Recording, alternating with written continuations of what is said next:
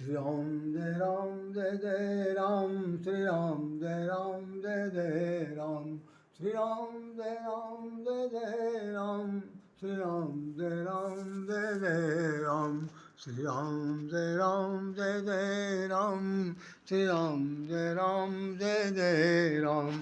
बोलिए सब रामचंद्र महाराज की जय।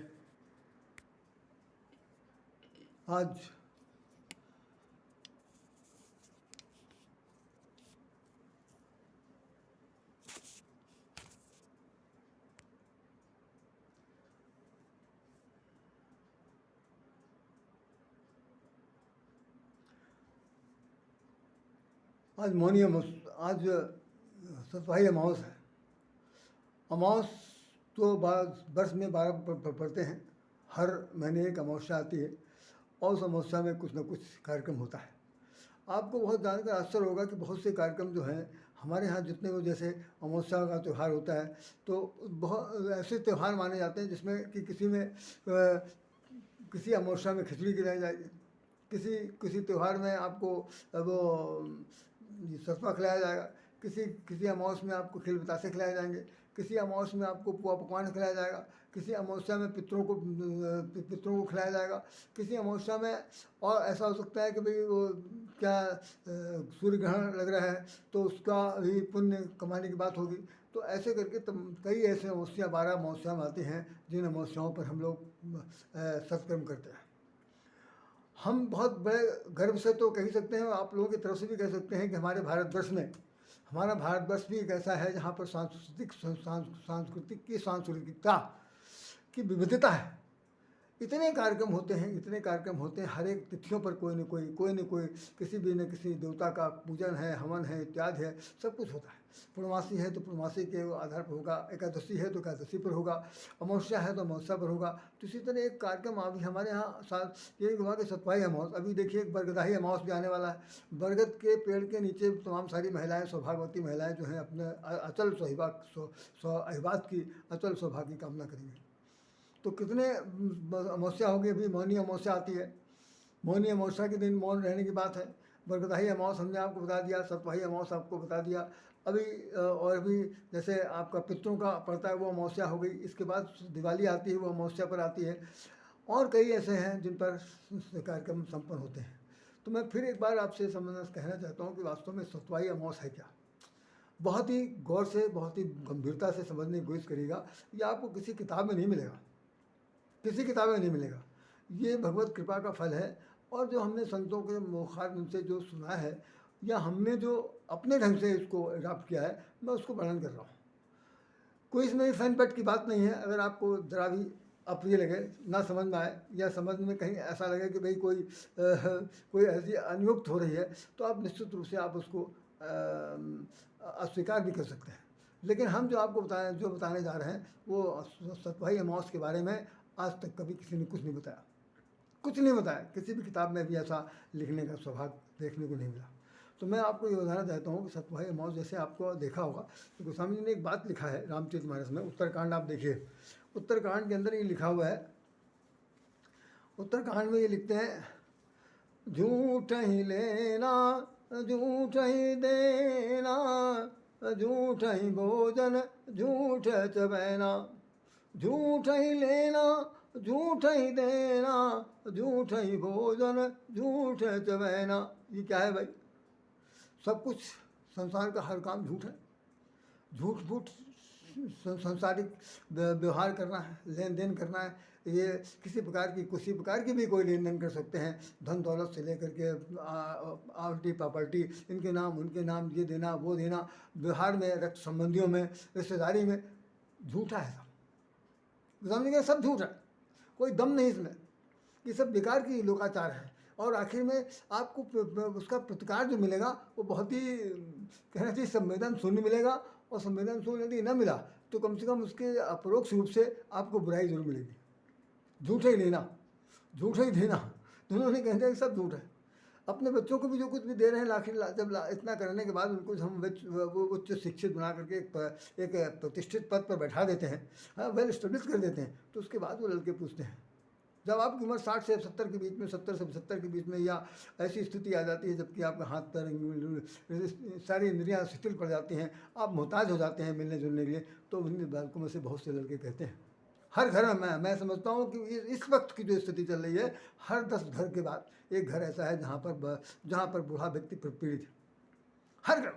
और विदेशों की तो बात ही छोड़ दीजिए, तो हर घर में नहीं है तो कम से कम 8 घर छोड़ के, 7 घर छोड़ के, 5 घर छोड़ करके जो वृद्ध हैं उनसे ये पूछा जाता कि आपने ज़िंदगी में क्या किया, क्या किया?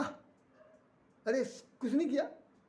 और लोगों को देख लिए, और लोग देख लिए, तो उसमें ऐसा लगता है कि हम लोगों ने जो कुछ किया उसमें खासतौर से मिट्टी खोद के मिट्टी डाल दिया, गड्ढा खोदा, गड्ढा भर दिया, और कुछ नहीं किया। गड्ढा खोदने में पानी नहीं निकाल पाए, बल्कि अपनी ज़िंदगी का पानी निकाल दिया, अपना खून पसीना मिट्टी मिला दिया, और हम उन्हें कुछ नहीं किया, क्योंकि जो आपके सामने इस वक्त ऑब्जर्वर है वो यही कह रहा है कि आपने क्या किया। बड़ी अफसोस से जाती है। तो गोस्वामी ने लिखा है कि झूठे लेना, झूठे ही देना, और झूठे ही भोजन, और झूठ मूठ का भोजन है। क्या आज खा रहे हैं, कल खा रहे हैं, कोई वही चीज़ खाना खा के जी रहे हैं, कोई चीज़ खाना खा के मर रहे हैं, वही एक दूसरे को यहाँ दावत में जा रहे हैं, उसके बाद दावत आप खुद कर रहे हैं, उसके बाद ये कहा जा रहा है कि भैया अरे भाई इन्होंने किसी मतलब से किया होगा, कोई इनका इंटरेस्ट ज़रूर रहा होगा, बिना क्यों बुला के खाना खिला दिया, क्यों बुला के दावत कर दिया, अरे भाई कुछ मिल गया होगा, कहीं से कुछ पैसा इधर उधर से मार दिया होगा। मतलब सच को तो सच मान ही नहीं रहे, जितने भी झुठलाए जा सकते हैं उस बात को, उस झुठलाने में कोई कसर बाकी नहीं रख रहे हैं। तो गोस्वामी जी सुनते सुनते उब गए, कान पक गया। तो कलकाल के वर्णन में उन्होंने लिख दिया कि झूठे लेना, झूठे देना, और झूठे भोजन, लास्ट में क्या कहते हैं, झूठ चबाना। जो आपको सत्वा प्रसाद मिल रहा है खाने को, सत्तू मिल रहा, चना चबाने को मिल रहा, लिया चना खाने को मिल रहा, इस तरह कह के चना चबा के पानी पी के गुड़ खा के सो जा रहे हैं, अगर ऐसी कोई स्थिति आ रही है तो आप भी समझिए ये भी सब झूठा है। अब इस झूठ का सच क्या है ये बता दें कि वास्तव में जो सत्तू है ना, ये सत्य का प्रतीक है। सत्य का इस रूप में प्रतीक है कि जो चना है, जो जौ है, इसको हम लोग क्या पहले तो वो भार में ले जाते हैं, जिसको भड़भुजा कहते हैं, वो लोग उसको भूनते हैं, भून करके इसको बिल्कुल एकदम भून देते हैं। चना भून दिया गया, गेहूँ भुना के लाते हैं लोग, और जौ को बना के लाया जाता है। तो होता यह है कि इसका जो अंदर का सत्य है, इसके अंदर की जो नम्रता है, इसके अंदर की जो नमी है, इसके अंदर जो अंकुरण की क्षमता है, अंकुरण की क्षमता। आप देखिए कि घर के अंदर किसी प्रकार का कोई भी समूचा बीज लाइए और उसको आप पानी में भिगो दीजिए, 2-3 दिन के बाद आप देखेंगे उसके अंदर अंकुर निकला है, अंकुरण किस चीज़ हो। लोग कई बार कहते हैं अंकुरित चना खाओ, अंकुरित अनाज खाइए, अंकुरित 5 प्रकार के अनाज खाइए, मतलब उनके अंदर अंकुरण की क्षमता है।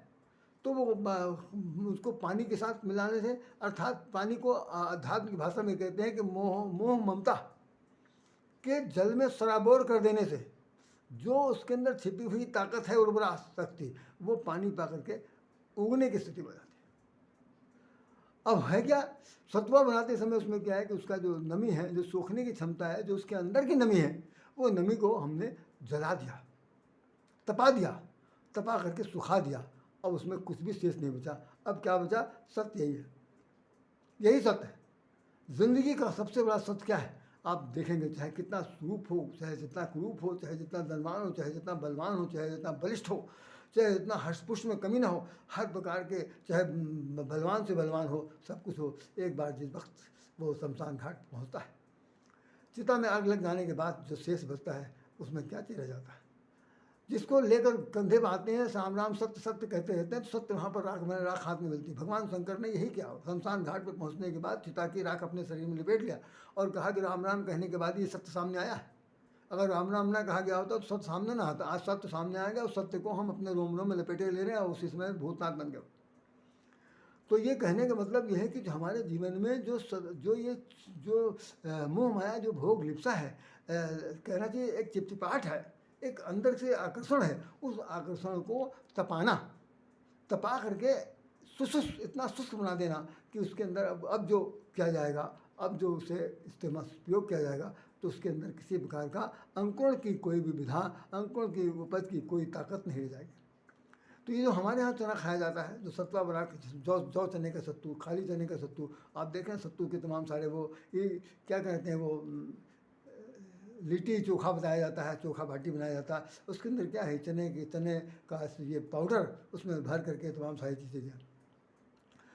अच्छा, अब इसका काम क्या है कि ये सत्वा जो है, जो सत्य हो गया है, अब अच्छा, अब जिस वक्त आप उसको घोलते हैं, पानी डालते हैं, तो देखेंगे कि उसमें से एक प्रकार की गरम गरम आग आग जैसी निकलती है, क्योंकि वो अंदर से तो आग उसके अंदर तप रही है।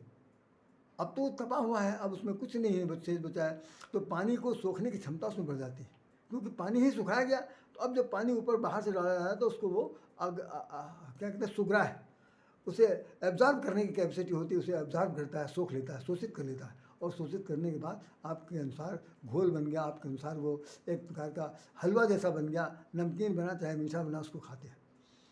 तो कहने का तात्पर्य सिर्फ ये है कि जो संत महात्मा होते हैं, ये लोग अपने योग माया, योग विद्या से, योग विधि से, योगा अग्नि से अपने आप को तपाते हैं। तो उनकी सारी इंद्रियां जो हैं, बिल्कुल एक प्रकार से, अब मैं तो अन्यथा न लो कि वो ध्वस्त हो जाते हैं। उनके अंदर किसी प्रकार की कोई ऐसी क्षमता नहीं रह जाती जिससे वो कि कुछ भी कर सकें, उत्पत्ति का कारण बन सके, या कईयों के लिए कि जनन प्रजनन के काम आने वाले हो जाएं, ऐसा कुछ नहीं। बिल्कुल एकदम अब उनके अंदर कोई चिड़चिड़ापन भी नहीं है, उनके अंदर कोई अप्रिय हरकत करने की भी क्षमता नहीं है। तो ऐसी स्थिति में ये जो अंकुरण की हुई चीज़ें हैं, इनको हमने सत्य के रूप में परिणित कर दिया कि ये जब तक इसके अंदर वो रहेगा जान, तब तक ये जान जो है जगाई जा सकती है। अब इसके अंदर जान नहीं है, अब इसके अंदर केवल सत्य क्या बचा है कि ये खाक है, ये राख है। और इसका काम क्या है, अब ये क्या काम आएगी, काम क्या आएगी कि भाई भगवान शंकर ने तो शमशान घाट पर राख पोत दिया, हम लोगों को तो ये मिला है क्या करना है। ये जो सत्व है, इसी सत्व को हम लोग जब खाएंगे तो हमारे अंदर की जो जठराग्नि है ये शीतल होगी, पेट में शीतलता प्रदान होगी। आपको मधुमेह शुगर की समस्या है तो ये चने जौ का सत्तू खाने से आपका ये बीमारी का समाधान लगभग हो जाएगा, कंट्रोलिंग पावर इसके अंदर बढ़ जाएगी। तो देखिए कि अपना सब कुछ मोह, ममता, जो विनम्रता भी कह सकते हैं, जो उसके अंदर जो भीगापन है, जो गीलापन है, उसको सुखा देने के बाद, तपा देने के बाद, तपस्वी बन जाने के बाद वो सबके काम आएगी। तो ये किस दिन काम आएगी, कहने आने का दिन निर्धारित किया गया कि जिस दिन अमावस्या होगी। अमावस्या क्यों होगी कि अमावस्या के दिन जो है चंद्रमा शीतल होता ना, तो आप देखेंगे कि सूरज और पृथ्वी के बीच, सूरज और पृथ्वी दिखाई पड़ते हैं, चंद्रमा जो है पृथ्वी के नीचे आ जाता है। हालांकि ये तो ग्रहण का हम आपको भौगोलिक परिवर्तन बता रहे हैं, लेकिन नहीं, वो अपने ग्रह में, अपने कक्ष में कहीं भी होगा, लेकिन आज के दिन पूरे संसार में चंद्रमा का विलुप्तिकरण हो जाता है, नहीं दिखाई पड़ता। तो सूर्य के प्रकाश में पृथ्वी के जितने भी निवासी हैं वो सब इस सत्य को स्वीकार करते हैं, और अपने मन में किसी प्रकार की कोई भी वासना है, किसी प्रकार की कोई ममता जैसी कोई चीज़ है, उसका वो पूरी तरह से योगा अग्नि में, या कहना चाहिए कि वैराग की अग्नि में तपा करके ख़त्म कर देते हैं, और अपने आप को एक प्रकार का सतोगुणी बन जाते हैं। तो देखिए, रजोगुण में राग की उत्पत्ति होती है। राग में संसार से जुड़ाव, जितना राग और वैराग, राग का उल्टा वैराग है। तो रजोगुण में राग के अनुसार संसार को अपनी तरफ आकर्षित करने की भावना, और संसार की तरफ आकर्षित खुद होने की भावना। तो ये तो हो गया रजोगुण से रिलेटेड। और दूसरा तमोगुण से, तमोगुण के अंदर आदमी आलसी हो जाएगा, प्रमादी हो जाएगा, कामी हो जाएगा, कुचाली हो जाएगा, कुबुद्धि कारक हो जाएगा, और ऐसा कुछ करेगा जिसके आधार पर कि वो तमोवृत्ति को संसार में वो भेद के नहीं, अभेद के रूप में प्रकट हो जाता है। और फिर सतोगुण का काम क्या है कि सतोगुण जो है तब उत्पन्न होता है जब तमोगुण और रजोगुण को दबाकर सतोगुण आता है।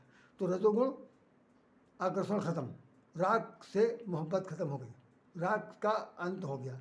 फिर तमोगुण पर हमने हावी हो गए, तो जब तमोगुण पर हम हावी हो जाएंगे तो हमारे जीवन में सतोगुण की उत्पत्ति होगी। तो इस सतोगुण की उत्पत्ति के लिए हमें क्या करना है, तपस्वी बनना है, तप करना है, तप को साधना है, तब जाके कहीं हम लोग एक अच्छे खासे। लेकिन इसका अर्थ ये बिल्कुल आप ना समझिएगा कि हम सब लोग चने हो जाएं और भुने जाएं और जो हो जाए तो उसके बाद भून करके समारा सत्वा बन जाए, ऐसा ऐसा बिल्कुल नहीं है।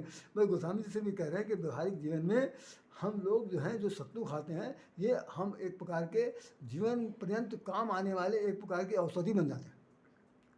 हमारा आपका जीवन अगर काम आ सके इस रूप में भी कि अंतोगत्वा हम जल कर भून करके भी तप करके तपस्वी बन करके राग से वैरागी बनकर अगर हम काम आ सकते हैं, तो हम निश्चित रूप से सत्य के पक्षधर, सत्य के प्रतीक सत्तू हैं। और उस सत्य को खाया जा रहा, किस दिन खाया जा रहा? उसी दिन जिस ज्ञान का प्रकाश उदय होने वाला जो सूर्य है, उस सूर्य नारायण को नमन करते हैं।